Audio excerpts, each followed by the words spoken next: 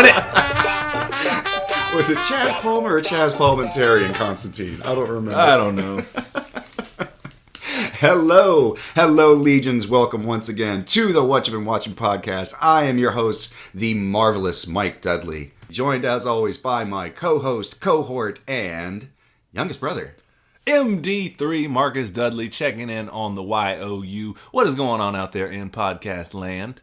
We are broadcasting live, as always, right here in the What You Been Watching studios, in the shadows of Doak Campbell Stadium, somewhere near the Apalachicola Forest. We're not actually in a building or anything. We're just out there in the woods amongst nature. That's right. There's a monkey out here, apparently. So, some kind of big-ass yard puma. Anyways, but we want to give a shout-out to our lovely, lovely intro music, Kesta. Always bright. And indeed, it is always bright when you hear that song, man. That's right. It just puts me in a good mood. I'm not going to lie. That's my jam. It brings us in on a high note, for sure. We also, you can... we just run it into the goddamn dirt. And you can let us know how bad we crashed the show after that. If you want to write us in at whatchubeenwatchingpodcast@gmail.com. Where can they find us on Facebook, my brother? They can find us at facebook.com/Dudley Bros Podcast. Or, you know what? We walking around the woods sometimes. You know, we out here. Yeah, disguising. I was in a paintball tournament 2 weekends ago. Not one of y'all signed up. I've been living in a tree stand for the past 4 days.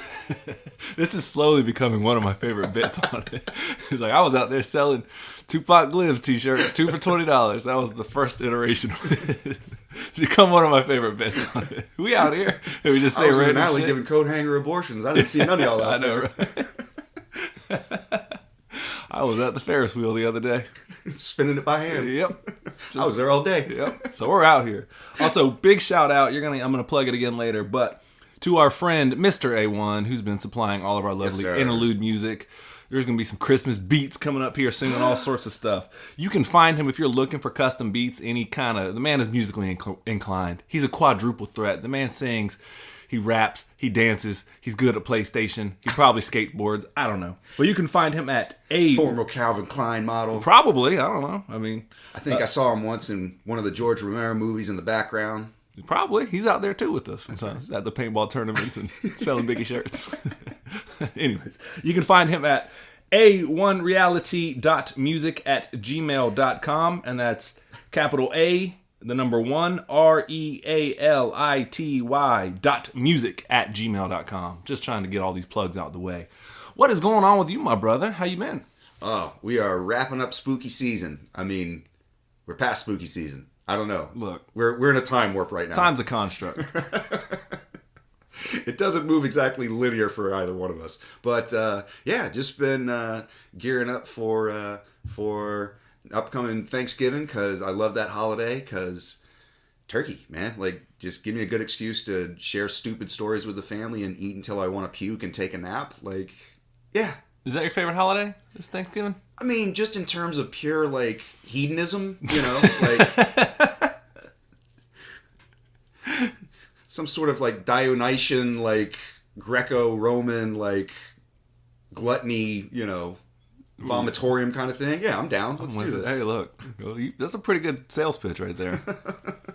I will have a question. As we're exiting spooky season, we're going to start hearing Mariah Carey, All I Want for Christmas Is You, any day now. So here's what I implore all of you to do. If you haven't already, next season, whatever, if it's too late for you now and it's already permeated your eardrums and thoughts and minds, next time, the day or two before Halloween, whatever your favorite Christmas carol is, just go ahead and play that shit. Because you can start off the holiday season on your terms that way. Or November 1st or whatever. It might be too late by then. That's why I say a few days before. I am a big Donny Hathaway guy. Hang all the mistletoe, I want to get to know you better. Okay. Do. This Christmas. That's my shit. And I listen to that song quarterly. Okay. So I implore you next time to do that. That's my little what you've been watching advice here. So you can start the holiday season off on your terms. Or, how about, give it the goddamn respect it deserves, hold off until at least, I don't know, the day after Thanksgiving, and then then you can do as much Christmas music as you want. Stop invading my fucking holidays. I'm telling you, man, there's a war for Christmas. We'll check with our sponsors about that. They're way up there at the food chain. Maybe they can do something about that. That's right. So, we got Big Sandwich lurking over I might us. write Santa a very stern missive. I don't know how I'm going to get it to him. I don't know what his address is. I know it's North Pole, but is it like Candy Cane Lane? Is it like Gumdrop Avenue? Is it like... That's a good I question. don't know. Santa Claus Lane? Is he like that rich and important that he has his own road named after him? Maybe he does. Always. Okay. So, man, how you been? What you been up to? Man, I won't bore you with it, but the Seminoles are undefeated still. Thus far At this point of recording. Eagles doing pretty well. Phillies are playing for the chance to go to the World Series, and I can root for them unabashedly because the Braves have been eliminated. So it clears up a lot of your clears conscience. up, yeah. So other than that, man, just good. Well, Marcus, I know, if it wasn't me, I'm glad it's you. That was Michael's impersonation of our great-grandmother, Tucker, a.k.a. Buzz, who was the biggest Braves fan probably on the planet or throughout history. Before she passed away, it was never the Braves are playing. It was like, my Braves are playing. Right, my Braves are on TV. And so that was a big deal, the Braves. So I have vicariously been a Braves fan my whole life. But as I become more engulfed in the city of Philadelphia and their sports, I mean, obviously I've been an Eagles fan my whole life. Sure. I've started to adopt the Phillies just a little bit. But it still is like Braves first. I just feel like I have to do that. As a Southerner, I've always told people, if you live north of Ocala and south of fucking... in the top of North Carolina, south of Virginia, like, you're a Braves fan. Be a Braves fan. Like, that's your team. If you're Louisiana over in the general southeast part, be a Braves fan. Yeah. You're Central Florida, go for whoever, but that's your team. So, as the Southerner in me. Strangely enough, she was also a huge wrestling fan, and Yeah, I didn't she know was. that until like way after she had passed. But like, so anyway, she and her husband used to own this restaurant where apparently every time like the wrestlers came to town, I'm talking like the classics like Dusty Rhodes and Ric Flair and Harley Race and the Junkyard Dog, like all these cats would come through North Florida. They would make a point to stop at Tucker's. Yeah. Right here on Four Corners, man. Yeah. So apparently she used to have this huge collection of like wrestlers' autographs and like all the pamphlets and flyers and stuff like that. So if you're out there listening, fam, and you got that, you ain't doing nothing with it, give it to somebody who will really appreciate it. Just put it out there. Man. Yeah. So, but yeah, no, other than that, though, that's just pretty much all I've been doing in terms of that. Other than that, man, just not trying to bore you with it, but just working, trying to keep it in my lane, man. There's a joke out there like, my ends don't meet, but they do see each other. Hey. So they get in the same room. That's right. So that's pretty much where I'm at. They have a passing acquaintance. Yeah. So They're like that neighbor that you just give a nod to in the hallway. you're like, you good? You good? Yep. So, Weather. Yep. Right. Yeah, exactly. So, the $1 million question, my brother, now that we've done all our other formalities and all of our plugs, which you can rewind the podcast to catch again, because I don't want to do them again. The reason why everybody tunes in. What you been watching, my brother? My man. Finishing out spooky season strong. I saw the classic Nightmare on Elm Street recently. The Johnny Depp one? His intro. And John Saxon. Who was that? You remember Mr. Roper from Enter the Dragon? Yeah. That guy. Oh, where does Bond? Yeah, he plays what's her name? The main actress's the final girl plays her dad, the police chief. Oh, okay. Yeah. Well, shit. Yeah. Well, I learned something new today here at What You Been And also Watching. Robert Englund, of course, of as course. Freddy Krueger, and I wish I could remember her name. It's not Kirsty, because that's Hellraiser. There's somebody out there. Kirstie Allen? No, not Kirstie Allen. No, She was Star Trek. yeah. She was Well, hot. and also Cheers. Oh, yeah. That's true. Hey, look. Star Trek came first. No, it didn't. Star Trek came first before Cheers. Not her role in Star Trek. Oh, yeah. Maybe you might be right. I don't know. Whatever. I don't be paying attention. Timeline. Also, shut up, nerd. Yeah, shut up. Star Trek timeline versus Cheers. I know Frasier was in Cheers. Goddamn. That's what I know about it. Good God. Anyways, so no, actually, I've seen Nightmare on Elm Street. The last time I saw it, though, I was in high school. Really? Yeah, because I was, full confession, if you haven't figured it out by now, I am a huge Johnny Depp stan. I was very early on, and like when Pirates of the Caribbean came out, and he was at the pinnacle of his powers. Pinnacle of his powers. Yeah, his deptum. Yeah, I convinced my friend Yaz that he should be a Johnny Depp fan too. His guy was Christian Bale, and he came over to the dark side with me, and I came over to the dark side with him a little bit. But I went on a quest at this time because I was in high school. I had a full-time job, and I didn't have shit else to do. So I just was at Best Buy and Walmart really late at night on Tuesdays to get stuff. So I pretty much acquired like every movie that Johnny Depp was in at one point. I mean, like everything. Like he's in Platoon for 10 minutes. I'll take that. Yeah. And that was the last time I saw that movie beginning to end was when I was on that kick. Okay. Yeah, okay. When he died on the ceiling, I believe.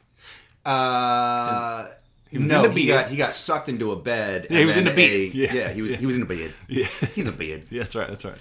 And then he gets sucked into a bed, and a fountain of blood erupts. That's right. And hits the ceiling. That's right. Okay, that's right. I remember he got splattered against the ceiling. Yeah. So okay. Yeah, but that was the last time I saw it. So I'm pushing 20 years ago on that, man. Wow. Yeah. Any 2005. Any thoughts to revisit it, or no? I'll probably start to catch up on it as you kind of fill me in, or I'll just fake my way through it. No. But I do know for a fact that was the last time I saw it. For sure. Yeah, I mean it's a great classic movie. Like in terms of special effects, it doesn't hold up to today, but you got to understand that back then in I want to say it was 1982. Sounds about right. Maybe 83, something like that. They were working with all practical effects. Right. And so, yeah, it looks a little cheap and a little bit sort of B-movie compared to today's standards. But for a movie with absolutely zero CGI, it's still an incredible watch. It's still very visually dynamic. Like, this was before Freddy did his full, like, comic book turn where he was just doing cheesy one-liners and you know, like, gimmick kills. Right. You know? They all eventually kind of resort to that. That's what drove the audience. It's like, ooh, what kind of kills are we going to see today? Yeah, you know, so. Yeah, exactly. But yeah, this is still when Freddy Krueger was like a viable, like terrifying threat. You know, like he wasn't full cartoon villain at that point. He literally was he was something created out of your nightmares. And don't fall asleep or Freddy's going to get you. And the one problem is we all got to sleep. That's what was so conceptually horrifying about that movie. It's like, you know, the boogeyman, like we all think, you know, oh, I'm gonna get got or whatever. Even as a kid, oh, there's a monster in the closet, and where's the one place you hide? It's like, oh, under the covers. So it's like when you go to sleep, yeah, you might have a bad dream here or there, but when you wake up, it's like that was your break from whatever was haunting you. I still won't sleep with a foot outside of the bed.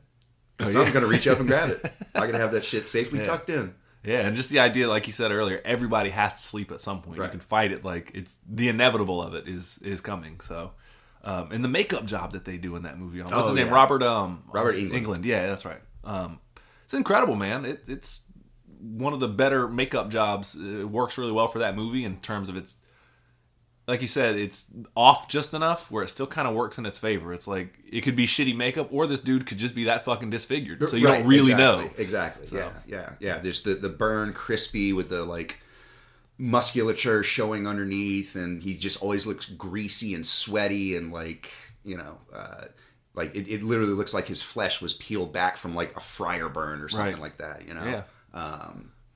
Yeah. And then of course just the concept of finger knives. Like, I don't know why that's so creepy, but like just the idea that he's just got this one hand that's just deadly as fuck, and like it's always reaching out for you. It's and he plays with it in wonderful ways. Like during the movie he's chasing I need to look up her name.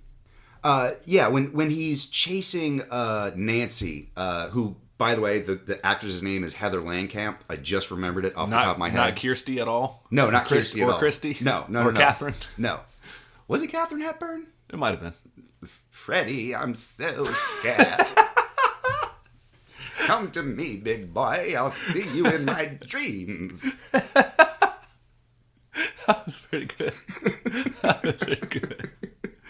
Anyway, when he's chasing Nancy, you know, he's like tapping the finger knives on the metal railing. You can hear like the tick, tick, tick, tick, tick, tick, tick, like it sounds like a spider creeping or something. Right. Or he'll just randomly like scrape it up against the wall mid-sentence or something like that. It's this terrifying realization that like this ever-present violent tool, you know.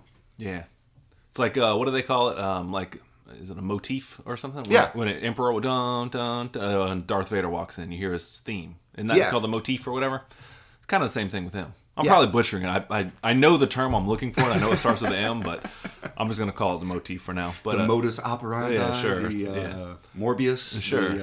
But no, it's one of those things like with the tapping of that, with the scratching of the walls, things of that nature. It always kind of the ever-present fear embodied behind you. So yeah, it's like a constant reaffirmation or like recurring. What's the word I'm looking for? It's repetition. It's constantly hammering home the idea of like Freddy's coming to get you. Yeah. You know, like you can always hear him, you can always see him. Like even if you can't really see him, you're very aware of his presence. You know, and even the idea just that somebody can. Just the power set of haunting somebody in their dreams, where it's like, I'm the one in control here. We're not really all in control of our dreams. That's kind of, in further movies, that's kind of how they beat them or whatever. But, right. Yeah, but, or they trap them in something, whatever. But the idea that I can navigate your dreams freely is fucking terrifying. Yeah. Yeah. You're like, I'm going to, I guess dreams are only, 15, 20 seconds a piece, they say. The idea that there would be a constant theme of some terrifying individual throughout that is like, fuck me. Yeah. Yeah. And I can navigate your shit freely while you can't even do that. It's like the greatest, the greatest critique you could have of Michael Myers and Jason Voorhees is like, well, just walk brisk pace, don't stop, don't trip. And you'll just outrun them. Just eventually you will get away. Like just don't do the dumb thing that they all do in the horror movies. With Freddy, you can't escape that. There's no you gotta sleep. I'll just stay up for the rest of my life. No, that's unfortunately not the way the human body works. And one day, Freddy gonna get you. Yeah, for sure. Where do you rank him amongst the Jason Voorheeses and the Michael Myers of the class? We can all agree, whether you love or hate, but he is one of the classic slashers. You know what I mean? Like, I think he is in concept probably the most terrifying, just for exactly the reasons I outlined. However, I think in terms of just sheer enjoyment of the movies, I always like Jason Voorhees because. Like his kills always start out very violent and gory, and then they got really cartoony. I mean, like one of my favorite kills in horror movies is he literally just zips up two teenagers who are having sex in a sleeping bag and just beats it against the tree. It's just so it's this really weird wink to the audience of like, all right, we've just run out of ideas. He's literally just beating them to death against the tree now. Like, what more can we show you? Yeah, Yeah. No, I've always been. I know. We'll take him to space. Yeah, and Jason X and all the. Yeah. Right. No, I actually always like Jason myself too. But yeah, Freddy, he gets his respect. He's an all-time slasher, all time. It's like it's him, Michael Myers, Jason, Leatherface, maybe Chucky. Yeah, Chucky, and even Pinhead, and maybe. Yeah, it was 5. Yeah, you're definitely Mount Rushmore of it all. Sure. You know, so. Yeah. So yeah, what do you want to rate it, or you want to keep jibber jabbering about it, or? No, man. I'm gonna rate it 14 cups of coffee. Okay, good rating. Solid rating. I'm gonna rate it a lot of sequels. A lot of sequels. Yeah. Oh, I did want to talk. We were talking earlier about the practical effects of it all. There's a scene. There's a scene where Nancy's sleeping on the bed, and it's this really large overhead shot. Where you can see not only like her sleeping in the bed, but then the wall behind her headboard. And Freddy, like as she's falling asleep, Freddy like does this weird thing where he leans into the wall, and you can see him. Like. He's not breaking the wall, but he's just sort of leaning into her world, and you can see the knife fingers and the shape of his face, and he kind of, growls and breathes and then just retreats back, and then Nancy wakes up. And it's this really awesome, like terrifying practical effect shot that, quite frankly, if you've never seen before, watch that movie just for that one scene. It is fantastically done. It's Wes Craven, right? Yeah, absolutely. Wes Craven. Oh, the Godfathers of horror. Rest in peace. Yeah. He did that. He did Scream, obviously. Mm-hmm. What else did he do? I know there's one other big one he did. Because I know... he did Gladiator. Gladiator. That's Ridley Scott, buddy. That was, let's see, he did the Pokemon movie. Okay. He did... I was in horror, but yeah. Yeah, I don't remember. I know, but he's one of the godfathers of horror. And then, what was the other guy who did John Carpenter? John Carpenter did a lot. And then, of course, George Romero. I mean, like, the list goes on and on and on. Yeah. Like, well, hell yeah, man. Well, Ed Wood. Yeah, Ed Wood. Yeah, definitely. We'll do an Ed Wood fest one of these days. Yes. Yeah. Just watch Plan 9 over and over and over. I do have. We'll talk during Oscar season, but we'll talk about the movie Ed Wood. Okay. Yeah. Anyway, so Freddy Got Fingered. We were talking about Nightmare on Elm Street. Okay. We reviewed it. What else have you been watching, my brother? Which, by the way, I love Freddy Got Fingered, starring Tom Green. It's one of the worst critical movies of all time, but that's got to fall right up my alley. Let's see. After that, I watched Disney's The Black Cauldron. The Black Cauldron. We were talking about that a couple podcasts ago. Yeah. Or maybe last one of them. I don't be remembering or listening. But yeah, you were saying that was one of your, that was on the mailbag episode. Yeah. You were saying that was one of your favorite Disney films. Yeah. It kind of inspired me to rewatch it. So I do like that movie. I do, yeah. Oh, I left off Fantasia off that list, by the way. Fantasia's my shit. Oh, in terms of favorite Disney movies? I fucking love Fantasia. Yeah. First time I tried ecstasy was sitting down watching Fantasia. Yeah, I used to watch the, Demon on the Mountain or whatever? The final? Chernobog. Yeah. I used to watch that shit all the time. Was it Hall of the Mountain King? Yeah. Yeah, that one's dope. But anyways, go ahead. I digress. The Black Cauldron. What'd you think about it? Break it down. Basically, John. It's a classic D&D fairy tale. Basically, John Hurt plays the Horned King who is trying to find this black cauldron that will grant him the power to resurrect a dead army of any soldier or warrior that's ever died, and therefore have like a never-ending, unstoppable army, take over the world type stuff. Right. In order to do this, he needs a pig that can tell prophecies. Prophet Pig, right? Named Henwig. Oh, nice. Yeah, strong handle. Yeah.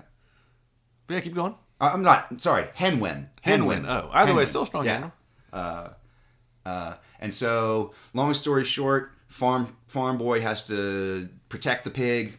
In the meantime, he gets captured by the Horned King, meets a bard, meets a princess, gains a magical sword.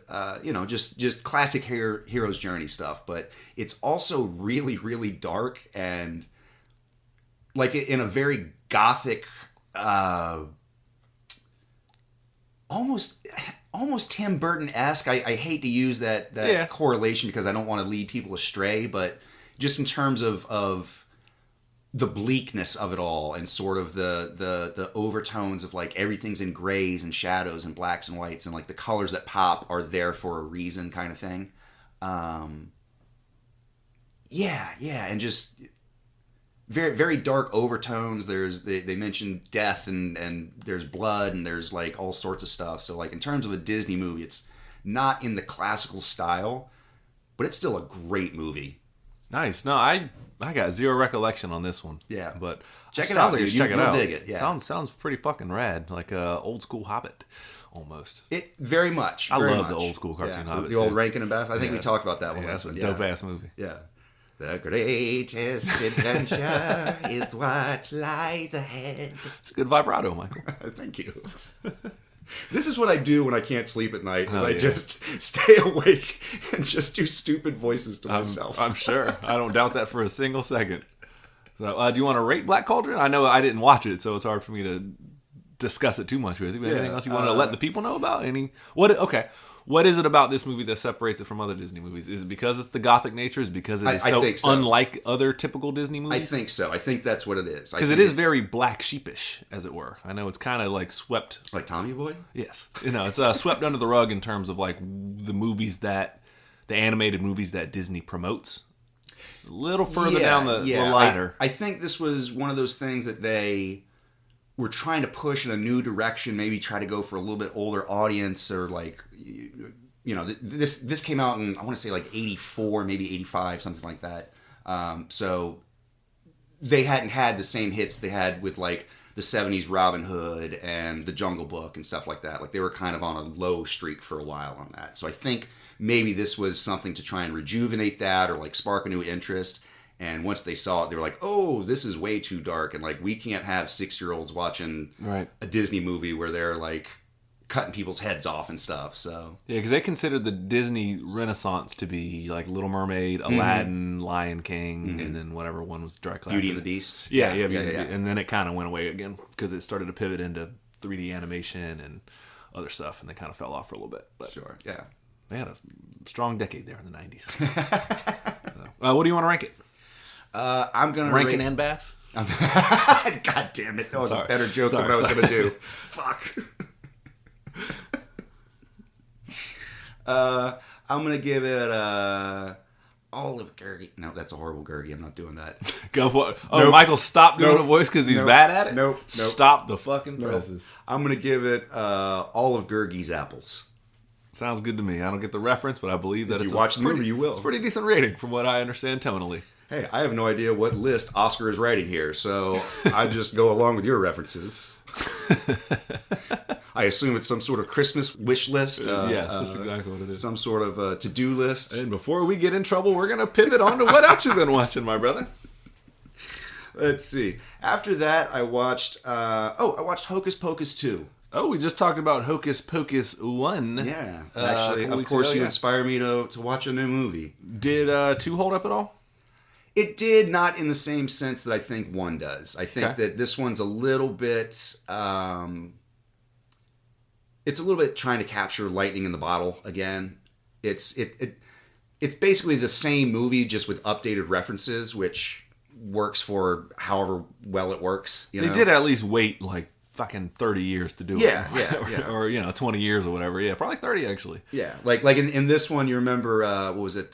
Katie Nanjiani, her character Mary. In the last one, like swooped up on a vacuum cleaner and like crotched herself. In this one, she's riding 2 Roombas. I saw the poster for that, and I'm not going to lie. I understand the bit would get old, but when I saw the poster, it actually made me laugh. Because she looked like a Mr. Miracle. Like riding a little bit, the comic book character, like riding on the little discs or whatever. Or like Static Shock or something. Yeah, exactly. Yeah, and I was like, that's pretty funny, actually. So. I mean, it's the same movie. The Sanderson sisters are awakened on Halloween Eve. And does a virgin light another candle? One is tricked into. She's sold a bill of false goods. She's told it's one candle. It's actually a different candle. So she accidentally does. Yeah. But it's for her 16th birthday, which of course everyone knows is when a witch gets her powers because the movie makes it so. Oh, well, hey, look.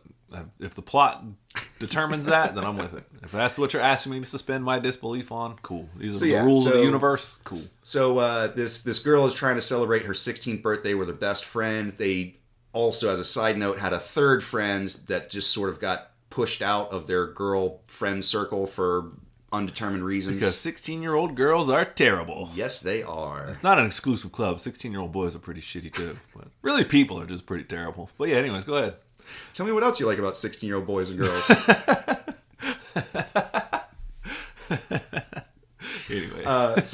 So they're going to go do a birthday celebration circle in the deepest woods next to Salem, and they accidentally light the black candle. Sanderson sisters are resurrected, and they decide that they're going to incant the Magica Maxima spell, which turns a witch into an all-powerful being, basically. Oh my goodness. It's basically turning on God mode.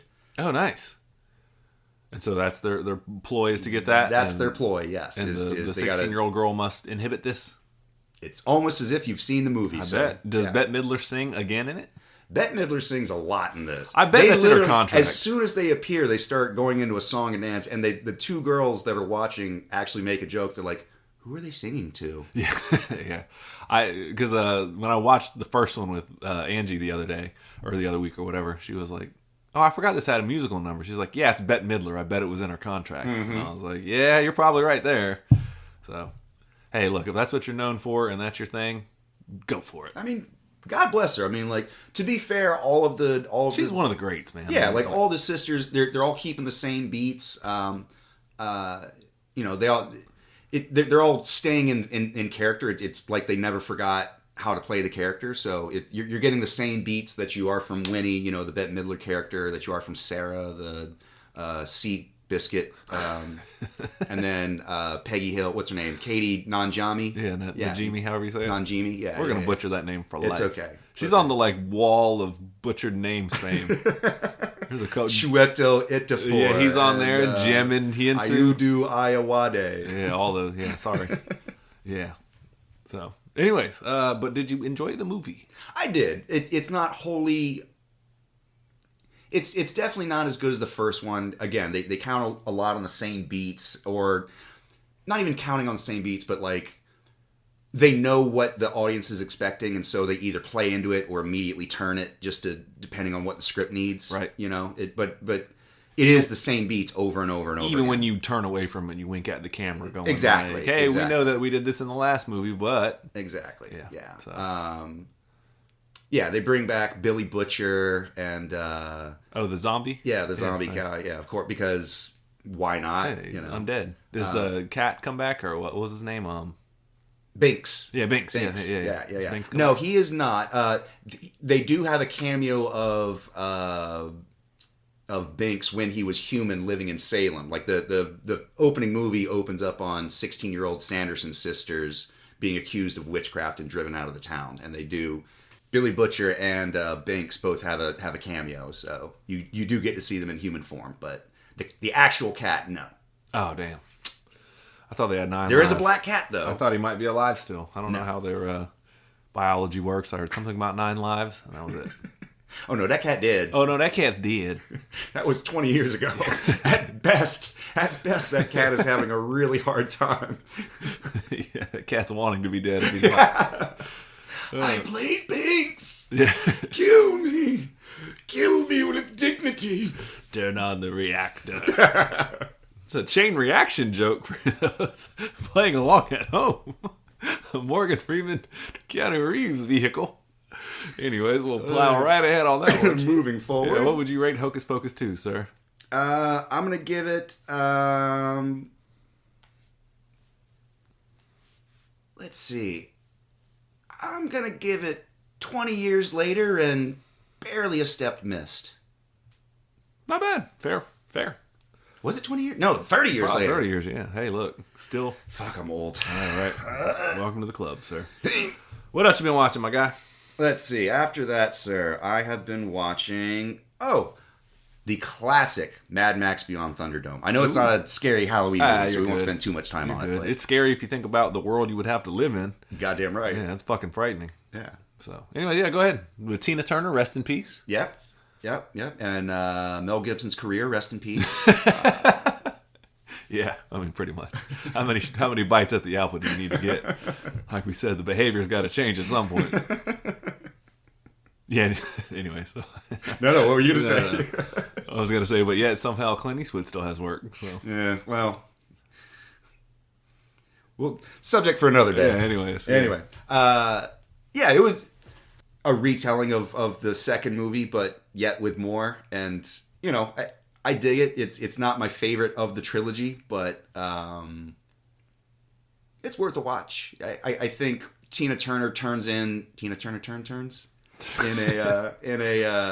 a really noteworthy performance.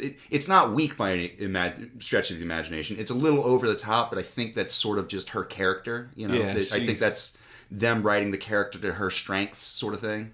I mean, if you're hiring Tina Turner, I want to see some Tina Turner shit. Right. Be commanding, be over the top. Right. We want you stage to be presence. meek and mild and really demure. She's like, why the fuck did you hire Tina fucking Turner? Right.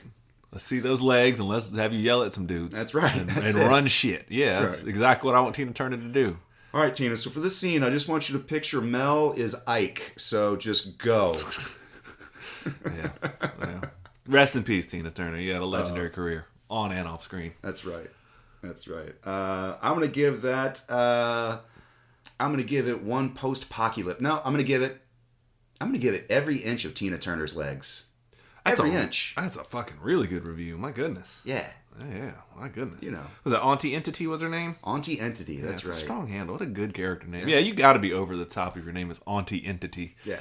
Come with some fucking weak ass, understated performance. Not around here. I know we're breezing through it, but I think we've talked about it at least once or twice before. So if you haven't seen Mad Max Beyond Thunderdome, go watch it. Yeah. It's Mel Gibson wanders into a town, is taken captive, kicked out of the town, finds a group of kids and tries to lead them to safety, and car chases are throughout. So Yep. And then gets thrown in the Thunderdome. That's right. Oh yeah, With Master Blaster. 2 men enter, 1 man leave. 2 men enter, 1 man leave. Oh, Great. speaking of great quote lines, you know what we didn't bring up earlier? The song from Nightmare on Elm Street. Dude, that shit was terrifying as a kid. I used to get so annoyed though because I was like, okay, that's pretty creepy. And then like the first time somebody sees that movie, they just say it over and over, and you're like, dude. It is sort of the "oh behave" of the Nightmare Yeah, on Elm it was Street. like, okay, 1, 2. It was terrifying when you first hear it though. Like any little girl chanting shit in the hall as I think they were jump roping or something. Yeah. Yeah, creepy little girls are creepy. Yeah, man. I don't know how else to say that, but like creepy little girls are creepy. Yeah. So, what else you been watching, my guy? Let's see. After that, what did I see? After that, not a scary movie per se, but as I was perusing through Disney Plus, I saw Destino. What the hell is Destino? Destino is a Salvador Dali and Walt Disney mashup. Ooh. So it's basically Walt Disney wrote a script or what have you, and then Salvador Dali illustrated it. How did this elude me? I don't know, but if you're a fan of either one of those cats, I would highly recommend it. And I want to say it's only like maybe 10 minutes, like maybe less. So, I mean, if you've got a few minutes, you know. The attention span for the new generation. Exactly. Well, I mean, I want to say they according to the profile, it was 50 years in the making, and they just recently completed it, I guess. Really? Salvador Dali had done all the, like, prerequisite drawings and sort of that thing, and, like, it was always sort of supposed to be fueled by Walt Disney, and then things happened, whatever, it fell apart, and then they just recently filled in the missing scenes. So you like storyboarded it or whatever, and basically had some of the exactly. So it's That's it's very Salvador Dali-esque in terms of just the surrealism of it all. Very classic imagery of, you know, like people opening up from people and weird staircases and things melting and blending into another thing, and, you know, irreverence of, you know, why is there a giraffe in the background? Well, why not? Why not? You know? No, I'm not a huge art buff by any means, but we are fortunate enough to have a very big family that resides down in St. Petersburg, Florida. Yeah. And in said city of St. Petersburg, they have the Salvador Dali Museum. Mm-hmm. And I've been a couple times in my life, and that is, again, I don't have a lot to compare him to, but of the artists that I do know, he's probably my favorite. We always had like some of his paintings around the house because, like I said, Oh yeah, I've got two hanging up right now. Yeah, there's probably some here in the What You Been Watching studio, which you will be able to see soon enough. So yeah, that was always my guy. So I'd be really interested in seeing that Destino. Yeah, man. highly recommend it. Yeah, I mean, might check that out tonight. Actually, It's kind of a beautiful. The premise of it is love story, but love lost kind of thing. So, but yeah, it's only 8 minutes, and it's beautiful artwork and animation. It's all hand drawn animation. There's no CGI, no computer work. So yeah, I'll definitely be checking that out, man. Especially if you're a fan of like hand animation, for sure. Well, hold that review because don't spoil it for me. But Okay. I'll definitely be watching that. Let's put a pin in it. We'll come back to it. Most definitely. Well, I appreciate your patience with me on that one. Like most No things. worries. I mean, you got 8 minutes. I know, right? Anything else, man? Let's see. Man, you've been definitely hitting the spooky season. I know. I've been hitting it hard. Oh, man. I might have seen one of the best movies I've ever seen in my life right now. Ooh, that is a bold statement. Well, okay. One of the best camp movies I've ever seen in my life. Of a genre type. Right. Okay, I mean, it's not gotcha. Highlander level. Okay. You know.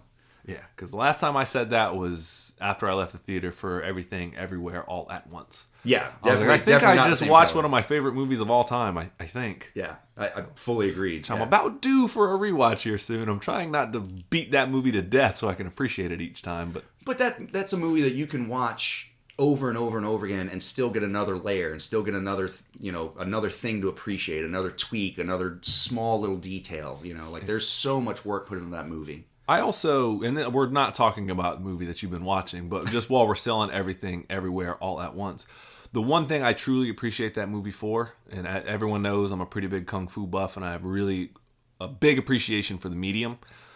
The fact that we got a Best Actress winner in it is a comedy, it is a drama, it's a lot of things, but it also is very much so a kung fu flick. For sure. That, somebody won a best actor and or actress for a kung fu movie. We're on the map. That was like when Logan got nominated for best screenplay for a comic book movie. It's like, hey, we're on the map. We're on the fucking map. Like, they're not just dumb comic book movies. They're not just dumb action movies. Like, they can also be important stories. Same thing how I felt about everything. When I was like, sweep everything, win it all. And like, Crouching Tiger, Hidden Dragon. Yep, same shit. Yeah, same shit, yeah. So yeah, genre when it pops up like that. So anyways, but of genre films, you said you saw one that you certainly appreciate on a very high level? I did. I saw a great campy little movie called Slotherhouse. Oh, man. They don't bury the lead at all. Not Slaughterhouse. Slotherhouse. It's a brilliant title. Right? It's a brilliant title. Marcus, let me ask you. Do you like sorority murder movies? Yes. Do you like cute little sloths? Love them. Do you want to see a sloth murder sorority girls in inventive and fun ways? Yes. Have you got an hour and 13 minutes? I usually do. Sir, have I got a movie for you? Oh, man, what a hell of an elevator pitch. You checked Monorail. Monorail. Simpsons reference. Nice pull. Nice pull. Oh, man. Yeah. So basically, this girl is trying to... Kurt Sloth or something? Well, no. Even better. It's just the one sloth that just learned how to kill from an early age. It got snatched off a tree branch by a crocodile when it was really young, and then slashed it in half, and since learned that, like, murder is an option. Nice.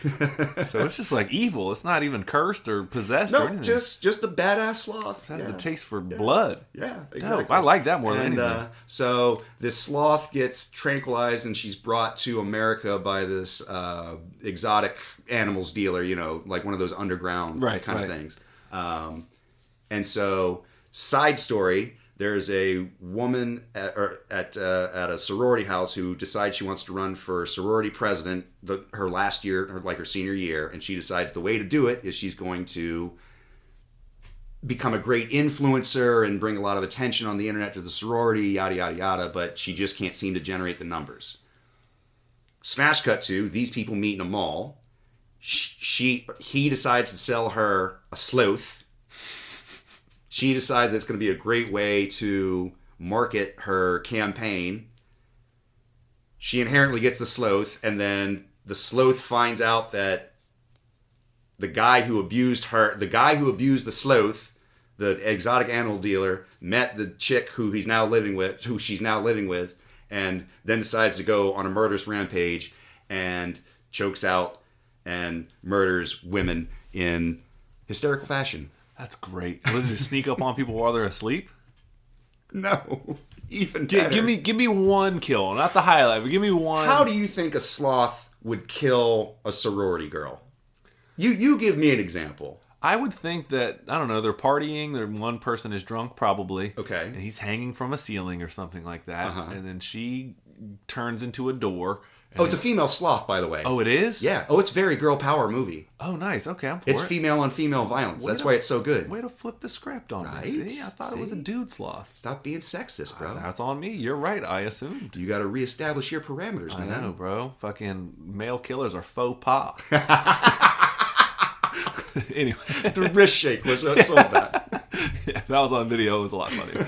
But, no, I don't know. Goes into a room or something like that. The female sloth has its arm hanging down. It picks up the person by the head and its little feet dangle, and it rips its head off or slashes its throat or something. See, almost. See, that would be what you would think it would do. How would you feel if I told you that this sloth electrocutes an entire shower house full of sorority girls? Oh, that's awesome. How do you feel if I told you that this sloth drives a car to the hospital to purposely smother someone with a pillow? Oh, say no more. Oh, yeah, you've got me. You've got my money. How would you feel if I told you? No, don't tell me anymore. I don't want to know anymore. Unless you want to just tell the people. But you've dropped some morsels right there. I'm just saying, you're not thinking outside the sloth box. Okay, because I thought they were trying to keep it within the realm of sloth possibility, but they're like, this sloth, yeah. Yeah, I don't know. There's a funnier word for that that's going to combine two awesome things, but I'm not sharp enough to think of it. The slothertunities? There we go. See? Let's go with take two. But yeah, slothability is still pretty good, though. Right. Yeah, I was just like, didn't think. They're like, oh, we're going to have the sloth ride a skateboard or some shit. Like, and put those two. Now, if it was a radical gecko of some kind, I would have believed it to ride a skateboard. Was that a Gex reference? Yes, it was, Michael. Yes, it was. And I'm so glad you picked that up. For those of you who remember Sega Saturn. Anyways. Oh, that was a joke for everyone over the age of 35. Yeah, and even then, Sega Saturn is hard to find now. But anyways. Yeah, no, that's dope, though. That sounds like an awesome time. Yeah. At some point, the sloth, like Ratatouille's one of the sorority girls. Yeah, say no more. No, I got it. No, I'm with it. This is fucking stroke of brilliance, man. And the animatronic, it's not a CGI sloth. It's literally like a hand puppet, like sloth. Yeah, I like don't care at all. Mark is like, I don't care. I mean, shit, it could be a stuffed animal. If it's a placeholder, I'm like, and then the stuffed animal does this, and like, it's brilliant. It is pretty brilliant. I like when two things cross over that have absolutely no business crossing over. The brilliance of it's literally just written on a pun. Like, you know that they totally came up with the title first. It's two dudes sitting around being like, okay, so instead of Slaughterhouse, what if it was Slotherhouse? And the dude's like, fucking put that down. Put that down. Yeah. Start typing right now. Hey. We just got off of weed. We got onto cocaine. Let's fucking make this happen. We had the weed and mushrooms for the concept. Now to get to business. Yep. I can bang this out in 2 days. Yeah, the methamphetamines for the execution. That's right. Heroin for the... Never mind. Yeah. Anyways, we don't promote drugs here at What You've Been Watching. Well, at least one of us lightly does. No, that sounds brilliant though, man. I'm cool. Yeah. What would you rate it? I'm going to give it... let's see.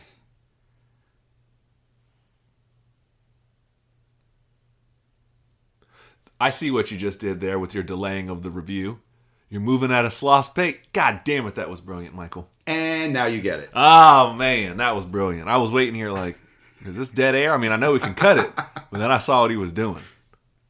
That's a good review. That's a good review. That might be one of your favorite of the genre. Yeah, so that's about it. That's Slotherhouse. I can't recommend it enough. Well, yeah, that's on the list, and I will be watching Destino and motherfucking Slotherhouse very soon then. Cool. So, you want to take a break? Yeah, let's take a quick break from our sponsor. Who we got today? We have our sponsor, Single Ply Toilet Paper. Ooh. Single Ply Toilet Paper. When you're broke, and it's available to steal from work.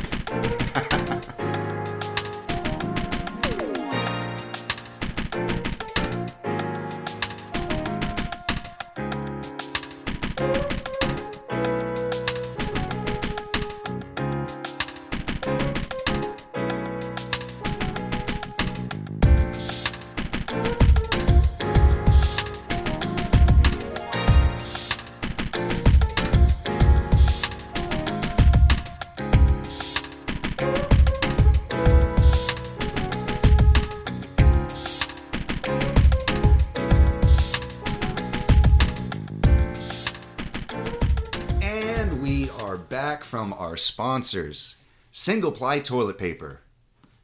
When you barely want to wipe your ass and also run the risk of sticking your finger in your butthole, Single Ply Toilet Paper. Yeah, why does it exist? What is the purpose of, like, it's so ineffective. Yeah, it's cheaper, but you just use it twice or 3 times as fast. And that does not make sense. You might as well just wish it away. Be like, I really hope my butthole's clean after this one. Single Ply Toilet Paper. Thank you for being our sponsor today. Anyways. So, $1 million question for you, sir.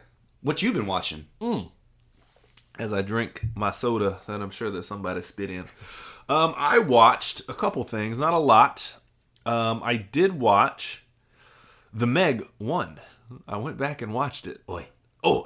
It's a shock, isn't it? Which, I like the last 30 minutes of 2 better than Meg 1, but they do the same thing. It's like, a shark's causing trouble. Mm-hmm. We got to try to kill the shark. And then the last 30 minutes is just cannon fodder. We're like, we're going to unleash the shark with actual pedestrians for it to maul through, which it's a PG-13 movie, so you don't see a lot of blood, but it just causes havoc and whatever. Mm-hmm. And then Jason Statham fights the shark to to kill it or whatever. And so the last 30 minutes of each of these movies, I like a lot. I would watch that. If they just got rid of some of the setup and just got, hey, guess what? We're going to have them fight a shark, but it's only going to be a 70-minute movie. There you go. I'd be like, I'm cool with that. I'm cool with that. Like, yeah. Scene 1, Jason Statham staring down a shark. Yeah, right. Yeah. But no, I actually dug it, man. I appreciated watching it. I'm glad Rainn Wilson was in it. He played exactly the role I thought he was. In the first one, the shark is much smarter. Like, he kind of like tricks and outwits people. In the second one, they're just very like, oh, we're sharks and we're gonna do shark shit. We're gonna chase after the submarines and gnaw on them, and it's very nom nom nom nom nom the whole way. But the first one, he sets up the whale for it to as like they're using the dead whale as bait, and then the shark comes up to get them while they're thinking they killed the shark. He's a smart old shark, isn't he? But halfway through, my joy of the movie, the reveal where they have the Meg strung up on the deck like a catch of the day kind of thing. Yeah, and the dude falls in the water, and they're having too much fun, and guess what? They're like, this one has bite marks, but bigger bite marks. Yeah. What does that mean? There's a bigger shark. And then then immediately a huge, like, this thing's like 3 times bigger than the shark, the Meg shark that they just caught. And it crashes the boat and eats the other Meg and flips the boat over and eats the other dude that was... It's basically like the last act of Jaws, but like in the middle of the movie. Yeah. Yeah. I enjoyed it from that point forward much more. But no, I did do something very silly. I made the joke I was watching it with Angie and Sawyer, and I made the joke that I love to make, that I told Michael when the trailer for the Meg 2 came out. I was like, Michael, here's the trailer. It's Jason Statham. He's doing some arbitrary shit, whatever. And then all of a sudden, the camera pans to him and he goes, "Oi!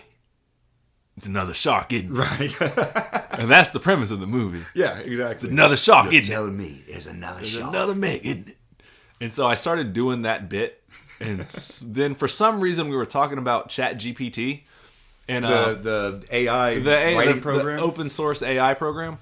And at some point, Sawyer and I were talking about it a little bit before dinner and before the movie started, actually. And he was just plugging shit in because for whatever reason we were using it for other purposes and just entertainment. Just entertainment. Okay. And you're not selling this to Sony or anything. No, fuck no, okay. fuck no. And then at one point he said, you fucking scab. I know, right? No, he said, he asked ChatGPT. He said, "Write me a song about a man who eats dog food for fun." And ChatGPT's response was, It won't do it because it considers it to be graphic material or disgusting or grotesque material. And so I went up to it and I go, "Write me a rap song about eating dog food for fun from a dog's perspective." And there's a formula that ChatGPT... This is why the robots will never take over. Exactly. I feel it with my nonsense. And so there's a formula that ChatGPT does, is if you give it certain parameters, I said... from the perspective of a dog who eats dog food for fun. Mm-hmm. Without fail, the first sentence is going to be something about, "Oh, I'm a pup and I love to eat dog food." Sure. So you just take that out. "Oh, yeah. I'm a man and I love to eat dog food." But it always, those are the parameters. And so then as the movie went on, the bit kept going and we were starting to laugh about shit. And then we just started going, "Write a song about a man who fights a shark." And that was one song. And then it just started evolving into, "Write a song about a man named a bald British man named Jason Statham who fights giant sharks." And then it just fully devolved into, "Start each sentence with the word oi, and the last word of each sentence should be isn't it." Halfway through the song, he realizes there's a second shark. And Michael, the ABC... That sounds great. The ABC rap that it comes up with, it's like, "Oi, I'm a bald British bloke, and I hunt sharks down by the troke, isn't it?" It was so bad. But just halfway through the song that we were writing on ChatGPT, he's like, "And I realized, oi, there's another shark." And it's so bad because it takes what you're saying literally. And so we were having fun writing. See, this is what AI should be used for, is just mindless entertainment. Yeah, so every let me just type in the most ridiculous shit that I can think of and see what it comes up with. Yeah, the parameters of start every phrase with "oi" and then the last word with "isn't it," and then halfway through he realizes there's a second shark. That's right. Literally, it was 16 bars halfway through it. On like between the second and third verse, just whack, and then there's another shark. Like they literally meant halfway through the song. Great. That's great. So yeah, we were having fun with that, and so we also came up with the sequel for the Meg 2 is going to be the Meg 3. The Meg 3. Oi, oi, oi. So, one for each shark. Oi, oi, oi. Fucking soccer hooligan. Sorry. So I will be watching those movies as long as they keep making them. I'll just say that at this point. So, oh, that's funny as fuck. So yeah, we were having fun. I had more fun. It was why you watch movies. Sometimes you just go down rabbit holes and whatever. And Sawyer's 19, so I'm probably younger than that at heart. So it struck my fancy to just be silly as shit during because you're not like super invested. You're like, oh, he's fucking fighting a shark now on scuba gear and whatever. Fucking. He kicks Which the shark. Action figure is he this week? He's underwater Statham. Right. He's jet ski Statham. Right. He's ninja clad Statham. He's infiltrator Statham. Yep. Yeah. So as long as they keep making these movies, I will keep watching them. So I'll look forward to the Meg 3, oi, oi, oi, in theaters near you very soon. So. The Meg 3, the resharkening. The resharkening, right.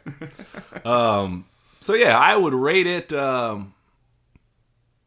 another shark. You can't beat that rating. Or it's another shark, isn't it? Yeah, that's about as good as it can get. Give it 32 rows of teeth. There you go. There you go. Those are human rows, I think. Or no, those are individual bones. And oh, I see what you did. I don't know what I'm talking about. The other movie I watched, it was on at the house, and I came in about a third of the way through, but I've seen it enough times where I consider myself watching it. Okay. I did watch Constantine. What a great movie I fucking love that movie. I think that's really underrated in terms of comic book movies. It is. I know. It's a little chintzy. It's a little over the top. Like they ask you to sort of make prestigious leaps in logic sometimes. But I think that it does a good job of setting up its own universe and playing by its own rules. Does that make sense? I get it. Sometimes the rules don't make sense, but it does play by its own rules. They don't always explain things, like why the bugs work and whatever, or like why he rattles the...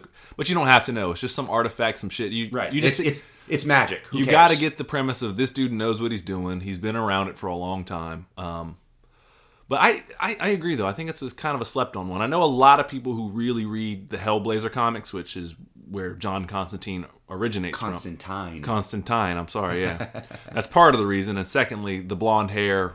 People were like, he has blonde hair. Like, how can you fuck that up that quickly? Yeah. But hey, you got to get a star attached.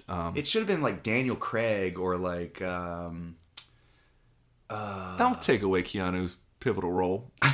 That was his pivotal role? Yeah. You're just gonna look over Neo and they're all pivotal. A Walk in the Clouds. They're all and what's eating Gilbert Grape. They're all okay.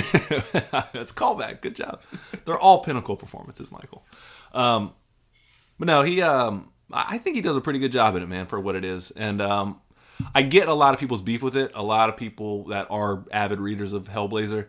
So like, you took one of the worst storylines that they did do, or one of the most quote-unquote Hollywood storylines that they did, and like, why'd you do that one? There's so much better Hellraiser out there. Well, and even then, the liberties that they took with it was kind of like it was a decent story as it was, and then you kind of took some extra liberties that didn't need to be taken. Well, because the Hellblazer comics are famously some of the darkest storylines that DC's ever written. I mean, there's literally one where Constantine goes to hell to save a baby. There's one where, I mean, like, just in terms of marketability, like, you either have to make it so dark that it's a rated R movie, and then you are literally just attracting adults who know the comic book, or have like gothic influence. You know, like, ooh, I love movies about Satan and magic. Like, but it's a very niche market. Or you market it to a PG-13 crowd and hope that you can just get people in on the aspect of featuring Keanu Reeves in a comic book movie, which is what got me. Exactly. Because I know who the character was and but not is. like familiar. That wasn't my ish. Passing familiarity in terms of I've heard the name. Right. And I think it, again, as somebody who's not familiar with it, I can imagine, because you've heard me say these exact same things about Spawn, about like the first Daredevil movie, is you make it mainstream enough where you're not a...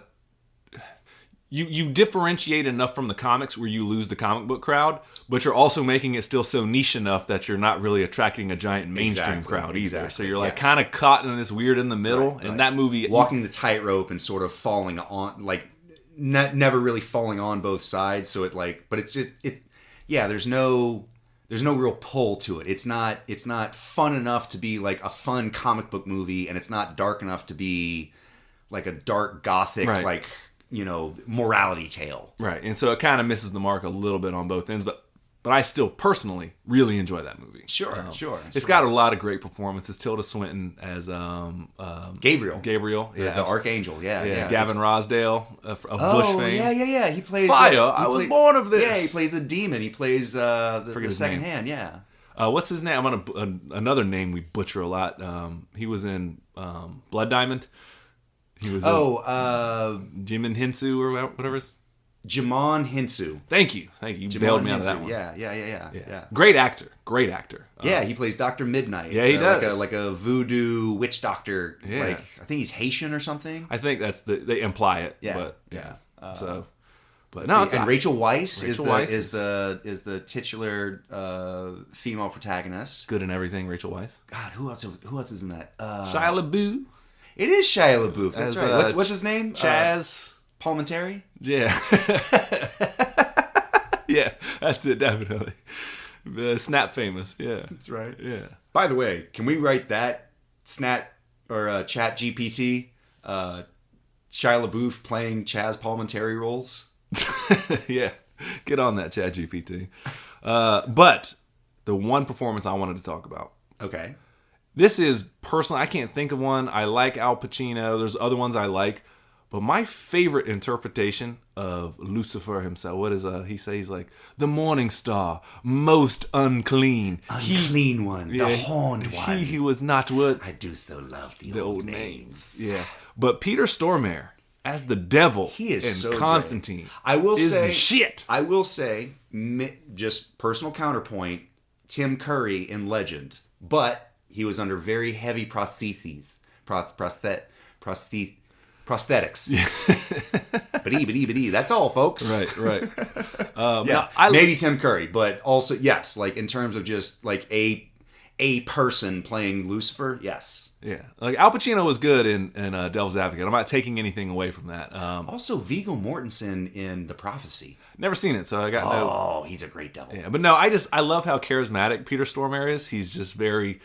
Like, he gets so close to licking John Constantine's face. The idea that he's the one soul that he would stop time to come to Earth for. Yeah. And he calls his bluff. He ends up, trigger warning. He ends up, Constantine slits his wrist as the world's literally about to end. Mm-hmm. They're about to unleash the son of the devil on the globe. Right. And he's like, it's not your time yet. So he brings forth the devil himself. And he's like, Constantine, the one soul I would come up here myself to get. And he's wearing this all white suit, all tatted up. But his feet are covered in tar, and he descends from the ceiling, and his introduction is just tar dripping onto tile, and then you see his feet descend, and they're just covered in black ooze, and every step he takes, you can hear the like. Yeah, it's kind of steaming too. Yeah. He looks sweaty and sort of like coke bloated. You know what I mean? A little bit. Yeah, like I had a rough night out the night before. Yeah. Kind of like if you've ever worked in the restaurant industry, probably most of your employees. Oh, if you've ever had to have a clopen and it was homecoming night and I closed the restaurant down at midnight and then went to homecoming games or homecoming, the bars afterwards, after parties. And then, I had to be in here at 7 o'clock in the morning. So I have so many ideas. We should buy a boat. I have an idea for a hat. Yeah, we call that top shelf sweat. When you got those big ass beads that roll, you're like, I know what you did last night. That's right. But no, he's great in it, man. He's also in I'm giving it to him. I'm giving him the underrated performance of the week. You know what? I'll buy it. But not for that movie. Which one? For him in Armageddon. Peter Stormare in Armageddon. That's right. American components, Russian components, all made in Taiwan. That's right. And he was also he was in The Big Lebowski. Yes, he was. He was Carl Hungus. Yes, he was. The nihilist. Yeah. That's right. Yeah. He's been in a lot of other Say shit. what you too. want about communism, dude, but at least it's an ethos. Nihilists. I mean, Nothing. that's nothing. Right. It's a great movie. No, he might be working his way up the wall. Well, you can guess where it goes from here. He fixes the cable. What is that? That's Big Lebowski as well. Yeah. No, yeah, when he plays in the porn movie. Or Yeah, whatever. Log jamming. Yeah. But no, he's great in that movie. That's, I think, is my favorite portrayal of the devil. Yeah. He lights the cigarette for Keanu Reeves, and he's like, "Don't you know these are bad for you?" He's like, "Yeah, I got stock in it." That's right. It's such a great his delivery of that line. He's like, "Yeah, I got stock." And when he talks about how like Constantine's trying to light his Zippo and he can't make his hands work, and he's like, "Oh, that's what happens. You cut too deep, and the tendons they get severed. Dexterity goes out the window." Yeah, but no, he toes the I just think he toes the perfect line of not. He obviously is playing a character, but he also plays it very straightforward, like just a dude that he's having a conversation with. Keanu Reeves, Constantine. But he's also constantly picking at him. He's constantly throwing these little barbs, little jabs. Yeah. Yeah, and he whispers just enough where it's like you can tell, but it's not like a very creepy, like ooh, like he's trying to be creepy. It's just so naturally. It's almost like mock seductive. You know what I mean? Yeah. Like he's enticing him to his side, but he knows exactly like, you're gonna fuck me, but you don't want to fuck me. Yeah. And like you've seen the portrayal of the devil himself as being like suave and debonair and seductive, almost like vampiric, and he's just kind of grimy, like 80s coke dealer kind of like. So I not even 80s coke dealer, like 80s like nightclub owner. Yeah, like, that's a better yeah. Well, the two might go hand in hand. Sure. In Miami, at least. So, shout out to Club La Vila. I know, right? So yeah, no, Peter Stormare. We are never getting Club La Vila as a sponsor now. No, God no. But Peter Stormare as Lucifer. Yeah, I want to give a shout out. So. Yeah. He's so great in that role. He's very seductive and enticing. Like even from his entrance, you're just your attention is drawn to him. Yeah. One of the things I do like about Keanu Reeves' performance in that is he does a lot of subtle stuff. There's not a lot of huge action pieces until the very end, where he storms the building or whatever, and he puts across. It's a hospital, yeah. Yeah, it's a hospital, and he floods the fire alarms, the sprinkler system. Yeah, the sprinkler system was what I was looking for. Yeah, he puts holy water in it, and he drops a cross or whatever, gets it in there, turns it on, and everyone starts like rotting. Technically, Shia LaBeouf's. Puts the cross in there. That is true. Turns into holy water. But it was his plan. Right. And then he goes in there with like the water shotgun and starts blasting these water shells at people. No, it's a dragon's breath. That's right. Shotgun. Yeah. That shoots fire. Yeah, and shotgun shells. Yeah, it's a gangster ass scene. Yeah, and as he's hitting him, the water's exploding and fire. Yeah, it's gangster. So I dig that movie. I'm gonna give it 2 tattoos that you have to mash together as the background blurs and you say some gangster shit. I'm gonna give it Tilda Swinton in yet another androgynous role. Yeah, still a pretty good rating. You've seen that movie once or twice before. A few times. We were talking about that in when we were reviewing Snowpiercer. It's a very similar role where she gets to like these giant monologues. Or like, oh, this person's lost their fucking mind a long time ago. She plays a very similar role at the end of this movie in that. She does that very well. Like it is almost typecast, but I mean, name one person that does it better. You know, like maybe Zach Galifianakis. But in a different way. Yeah, I knew what you meant now. He's so far removed in a comedic way. Right. You know? Oh, before I move on from that movie, with Peter Stormare's portrayal of the devil and Tilda Swinton, after she gets her plans foiled, the devil blows her angel wings off of her. And she's like, all right, well, cool, you're going to ruin my plans. She takes the spear of destiny, and she's like, in God's name, I smite thee. And she goes to stab him, and it stops like about a centimeter in front of his face, and he looks like tisk, tisk, tisk. He goes, points to the heavens. He goes, looks like somebody doesn't love you anymore. Or looks like you fell out of favor or something like that. Looks like somebody doesn't have your back anymore. That's right. It's such a good delivery. And he's just like, oh, thought you were going to stab me. You got it. Yeah. It's a good scene. So, the last thing I saw, I'm going to break it down. I saw not The Shining. Oh, no. But I saw Dr. Sleep with no context. So I dove right into the sequel. Wait a minute. So, no context meaning like you've never seen The Shining? Nope. I was on the Great Discreditation. Discreditation. Yeah, never seen The Shining. Okay. Seen parts of it, but never beginning to end. So...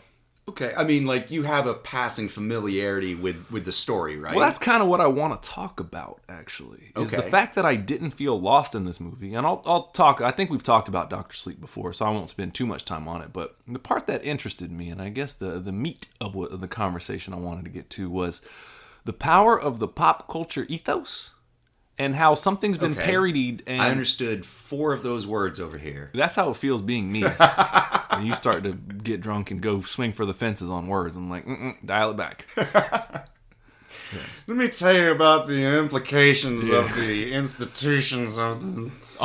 I'll give you a quick example. We were playing D&D last Sunday, and I killed a character. My character killed one of the main bad guys. And when that happens, the dungeon master was like, all right, cool. What do you want to say as you smite this beast? And I want to say some Star Trek 2 shit that Khan said. I go, from hell's heart I stab at thee, and I strike him down. And Michael and our buddy Glenn started cracking up, and Michael's like, wait. You think that from hell's heart I stab at thee is from Star Trek 2? I go, yeah, I know it's from Moby Dick, but nobody read that. I'm using my references. I know it from Star Trek 2. By the way, a lot of people have read that. No, I haven't. I knew it from Star Trek 2 first, and then somebody told me down the road. They're like, no, that's from Moby Dick. So I first learned it from Star Trek 2. And you were like, it says dick. Yeah, pretty much. But what I was talking about, again, pop culture ethos. That's what we were just talking about. Sure. Right. Never seen Moby Dick or never read Moby Dick. Still know what that's from.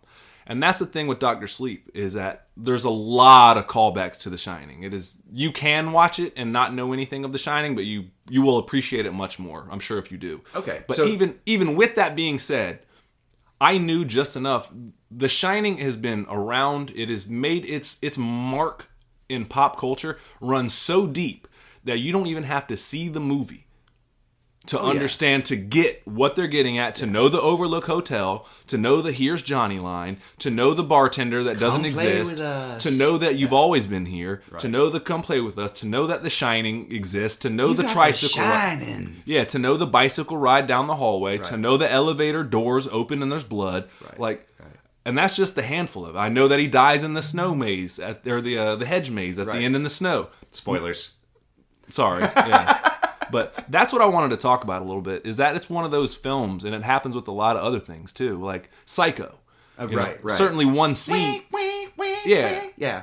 And how it's so ingrained in us just by its parodies in The Simpsons and its references and callbacks in other films that it is so deep that I don't even know it firsthand, and yet I still know it.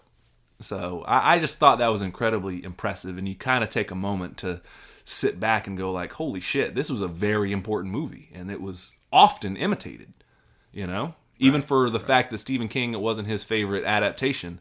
Like, the movie has stood the test of time in so many ways, I mean, that's what happens when you put a really great, prolific director with actors who are really willing to push the envelope and lay it all on the line in terms of, Shelley Winter. Is it Shelley Winters? Shelley Winters and Jack Nicholson. I mean, Stanley Kubrick. Just his visual style alone is so great in that movie. I know you haven't seen it, but like it is a very Stanley Kubrick movies. There's people staring down the camera, symmetry in the background, lingering shots that just seem to go on for just a heartbeat too long, that make you wonder, like, well, wait, why is he showing me that? Like, what's the importance of seeing Danny make all the turns in the hallway? Like, is he randomly just riding his bike, or does he have a mission in mind? So in terms of Dr. Sleep, though, I did appreciate the movie, though. I still actually liked it. So, I have not seen the movie. Oh, okay. I thought we talked about it before. We have. I have passing familiar in terms of like it's Danny all grown up and now both, he has The Shining. We both sound so full of shit right now. No. I know what you mean. I'm just saying, if you're an outside listener, like, we're being honest. Like, I've never seen The Shining. You're like, I've never seen Dr. Sleep. Sure. Have a passing familiarity with it. You have an interest in the story. I get it. Sure. Your thumb was close to the pulse of the community on that one. So right. Yeah. Same thing. Like I said. Listen, we're doing the work here. Yeah, exactly. Hear that? That's science. That's right. But what was your question though about?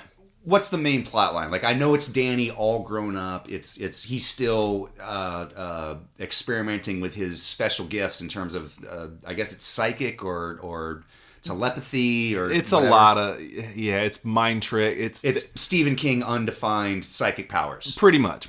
You can make someone believe that, like, false, like almost like the God of Mischief Loki stuff. You're like, I'm holding a soda, and really you're holding a loaded gun. What you could do, that's at the high end of it, and then the other stuff is you just can communicate with other people that have it on the low end of things. You can travel around visually and astral project to other places. Okay. So ultimately, quick version of the story is he's been cursed with this. Obviously, he's suffered a lot of trauma as he watched his father go psycho and try to kill his whole family and so on and so forth.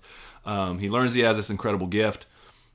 He's been traumatized by it. He tries to subdue his shining with alcoholism. And so he becomes call it the shinin'. Yeah, you want to get sued. Exactly. The Simpsons reference, see?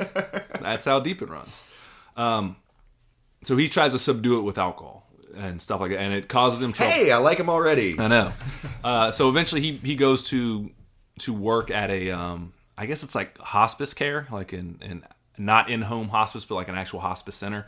Okay. Where people are passing away, and there's a certain cat that will always lead him into people's rooms as he knows that they're going to die. Okay. And so, like, whenever the cat goes, the story behind the cat is, like, as he's talking to these patients, it's like, I know what time it is, Danny, da-da-da-da-da. And he kind of gets this... Oh, so like the patients recognize when the cat comes in, like, I'm not waking up tomorrow. Not looking so good. Right. And so it kind of starts where Danny ultimately soothes one of these patients just by having a conversation with them. Soothes. Soothes. S-O-O-T-H. Maybe there's an E-S? Yes. Yeah. Soothes. Okay. Yeah. Sorry. Not soothes like a lawsuit, but soothes. Like the Lorax? Like Dr. Seuss? Yeah, exactly. Stop making fun of my speech impediment, sir. I draw the line at the Lorax jokes now. Yeah, so really that's what it is. And he comes to terms with it. He defeats his alcoholism. And it jumps like 8 years later. At first, he's just a janitor in the story when he's still drinking. The cat goes in there, and he uses his shining abilities to put the man who's about to pass away at ease. Oh, so it's like Good Will Hunting, but like Stephen King. Kind of, but he's not a genius. So, well, I mean... Yeah. So anyways, he gets sober for 8 years, whatever, and then it's kind of where the story picks up. He's now kind of embraced this role at this hospice as Dr. Sleep. And he knows that, so he can go to people and they go, I'm scared. And he's like, you don't need to be. It's just like going to sleep. You don't end. You know, he's like, you're not in this shell anymore, but you don't end. And he That's somehow, cool. yeah. And then he later... Now is he bullshitting them, or is he actually... No, they explain later in the movie he's not bullshitting them. He can. He really has this gift of knowing that. Like, he's not just telling them like what they want to hear. No, he actually does believe the things he's saying. Well, lo and behold, the person who let him know about his gift, I forget what the character's name, the black dude in The Shining. Scatman Carruthers. Is that what it is? It is Scatman Carruthers. Oh, I don't know. Well, yeah, that guy. He's been kind of his force. Hong Kong Phooey. Okay, I don't know. That's Hong Kong Phooey. Oh, that's dope. I know. Well, no, he's been his force ghost for a while, so he's been speaking to him from the afterlife for a while. So he's not bullshitting these people. Hey, Danny, let me tell you about your powers. All right, chill out. we're tiptoeing the line now. I'm gonna put my drink aside. Hear me out. No, you're good. So that's kind of the introduction to it. The B side of it is after he gets sober, whatever. There's been this collective of people. That's Rebecca Ferguson's character, and they are pretty much shining. They call it the steam. The steam? Yeah, they go around and they're like vampires. They torture the people that have this gift, and then they suck the steam out of them, and so they can live for a really long time. Oh. And so like by absorbing their psychic powers or their gift, whatever, like it's vampirism. Pretty much. And there's a really trigger warning again. This is a pretty fucked up scene. It was actually pretty tough to watch.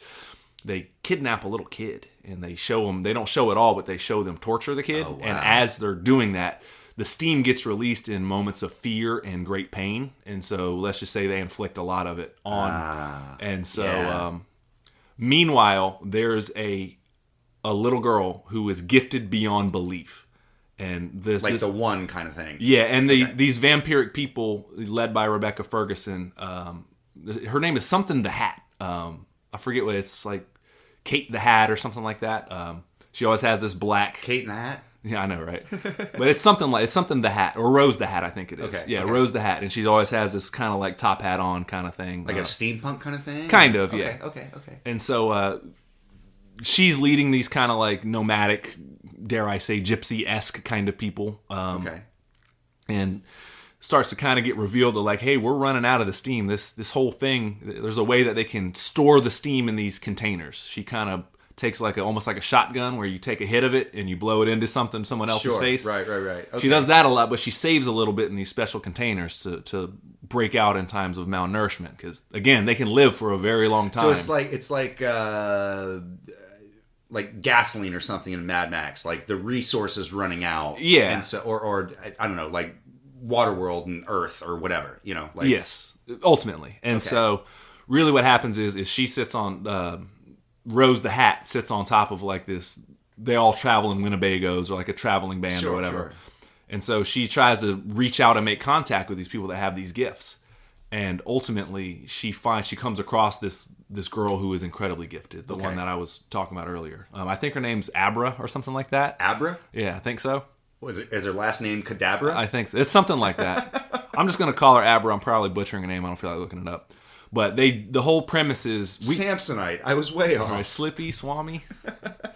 But the whole premise is we're tired of catching fish. We have a whale. Sure. Let's go get this whale. Okay. And in the meantime and in between time... That's a Moby Dick reference. I know. See? Brought full circle. We're really good at this podcast shit, aren't we? Yeah, that was fucking really well played, sir. That was good. That was really good. Whale situation. Yeah, so... They want to go get this young lady.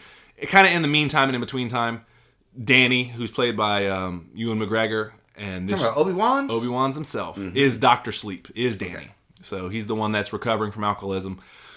He kind of lives a pretty solitary life. Yeah. That was the word I was looking for. Sure. Because he wants like a hermit. Or something. He wants to keep his gift low profile. Sure. And he's like, I don't want anybody to know. And the girl and him make contact. So they kind of become like pen pals. They write on a chalkboard and the other one can see it. Red rum. Comes back later. But this girl, Abra, eventually senses the torture being caused by these people. And that's when the worlds collide. And so then it becomes So that's what draws him in. And I got to save this girl from this group who I also have to find out information about. Yeah. Okay, and this girl is like incredibly powerful. Like this Rose the Hat, they kind of have like a battle of the minds at one point. And she gets blown like down an entire aisle of a grocery store. Rose the Hat does? Yeah. It gets like, bah! And she's like, she wakes up freaking out. But she's like also kind of like turned on because she's like, I have never felt anything like that. I got blown out of this girl's mind and she's 1,500 miles away from me. Like, this is the one. Like, we have got to find this kid. Got you. That's ultimately the premise. At a certain point, the Overlook Hotel plays a part in it. Oh. So I won't get into it too much, but that's the basic synopsis. Tell me, do they find Jack Nicholson's frozen body in the hedge maze? I'm going to let you... Do you really want to know the answer? I really do. They do not. Oh, wasted opportunity. But Jack Torrance, the hedge maze plays a role. Okay. There's a little. It kind of gets a little bit Inception-y at some point, where they're like, "Who's Inception-ish?" But it does get a little bit like, "Whose mind are we in?" kind of situation. Gotcha. Okay. And so let's just say the hedge maze plays a role in that. Okay. Yeah. So maybe not featuring Jack Nicholson cameo sort of overlay sort of thing. 100%. There's a certain bartender that makes an appearance. Oh. So yeah, I won't spoil it too much. And again, I don't grasp. They don't do a great job of explaining the limitations of what The Shining is. Sure. They call it the steam. They're like, oh, your steam is so great. It's a trip. And one calls it The Shining. One calls I just want your goo. Yeah, Give me the your goo. Yeah. So they don't really do a good job of explaining what the limitations of this is. But it's very... I enjoy the way it was shot. And again, I have no reference for what The Shining was. So maybe they tried their best to do a Stanley Kubrick style in certain ways. Sure. And you can tell... you have to at that point, in right? some ways, they definitely pay homage in certain shots. You can tell it 100%. The lingering shots, the long camera, like hallways. Yeah. Yeah. The Kubrick stare. Yep. And some direct just callbacks to it. Some Sure. just direct like, oh, they're just doing this again. Right. Same carpet pattern, same. Yep. Yeah. Yep. Okay. So I enjoyed it. There's some really trippy scenes in terms of like the astral projections, how they do things, how they enter in and out of the world, how they enter each other's minds is kind of cool. So I actually kind of dug it, man. I have no reverence for the source material like some other people do. Okay. Obviously, I have a certain amount of respect for it. And I just wanted to take a moment to appreciate that. There are certain things in pop culture that without even knowing it has stood the test of time. Yeah. Like it's like Psycho or like The Birds or... Rosebud, saying some of that nature. Yeah. And those are What's just... that? So, It's like just certain things are so ingrained into our pop culture memory that even though we might not have seen the source material, it's been so referenced, it's been so like almost like satirized or like it's so referential that like you can't help but know what it is, you know. The Godfather when he's like, on this day of my daughter's wedding, right? Or the horse head in the right. in the bed, or yeah, I mean, yeah. Michael killing everybody in the restaurant, what have you? You know, Waterworld. It's that Waterworld. It's our second Waterworld reference of the night, and so Casablanca or he was looking at you, kid. Yeah, right, exactly. No, I just wanted to give a shout out to it because it's very rare that something has that big of an impact on society this many years later in terms of pop culture. You know. Oftentimes, like I said, without not just trying to list off a bunch of examples, but this is definitely one of them. And so it was kind of cool to know that, like, even though I've never seen The Shining, that I have a certain amount of reverence and a source of reference to as well. Sure. So, okay. Yeah. So you know just enough about it to know, like, oh, you don't know shit about this movie. But I could still appreciate it. So the movie doesn't, in terms of Dr. Sleep, doesn't always fire on all cylinders. It's pretty good. I certainly enjoyed it. But what's the main problem? They just do some nonsensical things sometimes, and sometimes they just magic it away, and other times the plot points of like, why would you do that? That's kind of always been my problem with Stephen King. Like I'm not a huge Stephen King fan, but like of the stuff that I've read and of the stuff that I've seen. He does just kind of sort of like plot explain away stuff. Like, well, of course they're going to do that because fuck it. It's ill-defined. Who cares? Right. Like, it's the ill-defined Stephen King magic, you know? Like, we need him to do this because it'll blow your mind. Why not? Ooh, scary lamp. Right. Right. The only other issue I had with it, and I think in their attempt to pay homage to Stanley Kubrick. Omelette du fromage. Exactly. In their attempt to make a cheese omelet with for Stanley Kubrick and pay homage, the pacing of it kind of gets weird. Okay. Because it's supposed to be like an action, like, okay, we're ramping up the intensity here, and then they slow it down with like some of the lingering shots. Sure. And I know what they're trying to do, but it doesn't always necessarily work in terms of pacing. You're like, oh, we slowed the movie down here for no real reason, but I guess it kind of is a unique spin because maybe that's what Kubrick would have done. So, but not really because I mean the original Shining is a very, very, very, very slow burn. You know what I mean? Like it is all about setting up the. I mean, the movie opens on them driving to the Overlook Hotel, so you get a feeling of like. Who Jack Torrance is and who Danny Torrance is and who Wendy Torrance is. Like, so you get to develop these characters and build this rapport with them. And then once they get to Overlook Hotel, like that's where the rules are established. Like, hey, you're going to be here for 3 months, and you're going to have power outages, and communication's going to be bad, but you can run on generators and this, that, the other. Like, and so once we enter into the second act, that's when things start getting creepy. Like he spends the entire first act building the characters, building the worlds, building the rules. Second act kicks into here's some weird shit, but not really kicking it off, but just like lighting the wick, right. like you can see the firecracker coming, and it's coming and it's coming, it's coming. So by the time you hit the third act, where like Jack Torrance goes completely crazy and is smashing down doors with an axe and all work and no play. Exactly. Like that's when it's like that's the boom. That's right. the finale. That's the big show, So it is kind of different in that, like, because Kubrick was and again, you could look at like 2001 or even a little bit like Eyes Wide Shut, like things just build and build and build and build, and the third act is like, what the fuck is going on right now? Yeah, Eyes Wide Shut didn't pay off in my opinion, but I get your point though.